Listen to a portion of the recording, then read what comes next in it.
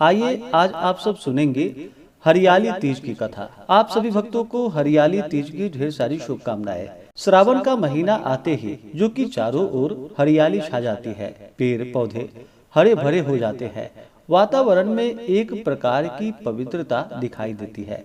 और इसी पावन सावन में एक ऐसी तिथि आती है जिसका जो कि सुहागिन महिलाओं को विशेष रूप से इंतजार रहता है। सावन के महीने में कितने प्रकार के व्रत भी आते हैं, उसी में से एक हरियाली तीज का व्रत आता है, जिसे खास करके स्त्रियां अटल सौभाग्य की प्राप्ति के लिए सुख समृद्धि की कामना के साथ इस व्रत को धारण करती हैं।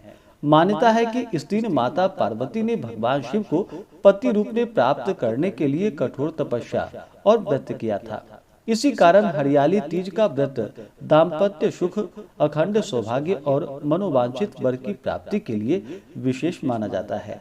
हरियाली तीज को कई जगहों पर जो कि अलग अलग नामों से भी जाना जाता है, जैसे कि हरियाली तीज, श्रावणी तीज, छोटी तीज, सिंहारा तीज आदि नामों से भी इसे जाना जाता है। तो आइए सुनते हैं हरियाली तीज की कथा।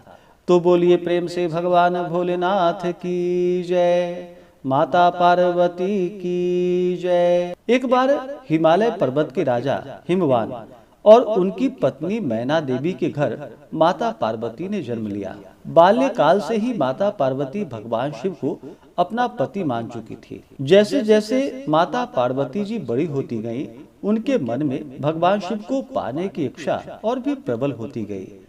एक दिन नारद मुनि राजा हिमवान के पास आए। राजा हिमवान ने अपनी पुत्री पार्वती का विवाह के विषय में नारद जी से पूछा। तो नारद जी ने कहा कि हे राजन, आपकी पुत्री अत्यंत भाग्यशालिनी है।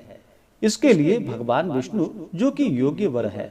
राजा हिमवान को यह बात बहुत अच्छी लगी। उन्होंने भगवान विष्णु के साथ माता पार्वती का विवाह करने का निश्चय कर लिया।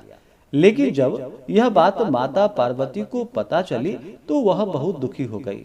उन्होंने अपने सखी से कहा, मैंने तो भगवान शिव को ही अपने मन से अपना पति स्वीकार किया है, मैं किसी अन्य को पति रूप में स्वीकार नहीं कर सकती। माता पार्वती जी की सखी उनके मन की बातों को समझ गई। वह माता पार्वती जी को एक घने वन में ले गई ताकि वे वहां भगवान शिव की आराधना कर सके और उनके तप में कोई बाधा भी न आए। वन में माता पार्वती ने भगवान शिव की प्राप्ति के लिए कठोर तपस्या प्रारंभ कर दी। कभी वे केवल फल खाती, कभी पत्तों का सेवन करती और अंत में उन्होंने अन्न जल सभी का त्याग कर दिया। सावन मास आया, चारों ओर हरियाली छा गई, लेकिन माता पार्वती जी का ध्यान केवल भगवान शिव में ही लगा हुआ था।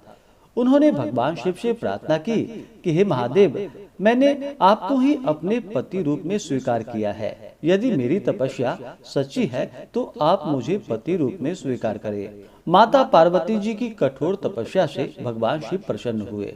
भगवान शिव माता पार्वती के सामने प्रकट हुए और बोले कि हे देवी, मैं तुम्हारी तपस्या से अत्यंत ही प्रसन्न हूँ। तुमने मुझे पति रूप में प्राप्त करने के लिए जो तप किया है उससे मैं प्रसन्न हूँ। मैं तुम्हें पत्नी रूप में स्वीकार करता हूँ। भगवान शिव का आशीर्वाद पाकर माता पार्वती जी अत्यंत प्रसन्न हुई। बाद में उचित समय आने पर भगवान शिव और माता पार्वती का विवाह संपन्न हुआ। इसी पौराणिक प्रसंग की स्मृति में हरियाली तीज का व्रत विशेष रूप से माता पार्वती और भगवान शिव को समर्पित माना गया है।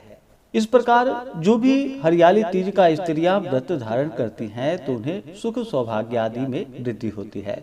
दाम्पत्य जीवन में सुख शांति की कामना के साथ यह व्रत किया जाता है। सुहागिन महिलाएं अखंड सौभाग्य की प्रार्थना करती हैं, पति की दीर्घायु की कामना की जाती है। कुंवारी कन्याएं भी मनोवांछित वर की कामना से व्रत को धारण करती हैं। इसी प्रकार से ज्ञानवर्धक जानकारियां प्राप्त करते रहने के लिए, व्रत पूजा के बारे में जानने के लिए, कथा को सुनने के लिए चैनल पे अगर आप पहली बार आए हैं तो चैनल को लाल बटन दबा करके सब्सक्राइब करें, साथ में बेल आइकन घंटी को दबाएं ताकि आने वाली वीडियो का नोटिफिकेशन आपको समय से मिलता रहे।